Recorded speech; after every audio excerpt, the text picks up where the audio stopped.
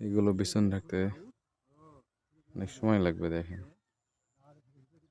আস্তে আস্তে কাজ করে এই বিছানের জন্য যে পলিগুলো দেবে, সেই জন্য পলিগুলোর কাজ চলছে এখন।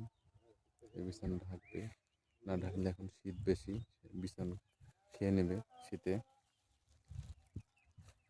একটু ধান লাগাতে কত কষ্ট করা লাগে দেখেন। ওরা খাওয়া দাওয়া না করে কাজ করছে মাঠে, কত কষ্ট করে। আর সেই কৃষকদেরই কোনো দাম দেয় না কেউ। ধানের দাম নেই, সার বিষের দাম অনেক, কীভাবে করে চলা যায়। ওয়ালাইকুম গাইস, দেখেন একটা কৃষকের কত কষ্ট একটা ধান উৎপাদন করতে। এখন দেখছেন এই বীজগুলো ঢাকবে, সেই জন্য কত কষ্ট করছে। এই পলিগুলো সেখানে দিবে, তারপর বীজগুলো ঠিক হবে। মানে এখন শীতের জন্য বিছানাগুলো খেয়ে নেবে, সেজন্য আপনাদের এই পলিশ না দেওয়া যায়, তাহলে এই বিছানা নষ্ট হয়ে যাবে।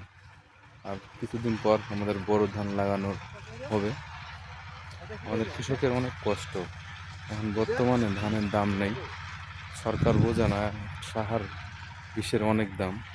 তো আমাদের কৃষকের সবচেয়ে বেশি কষ্ট।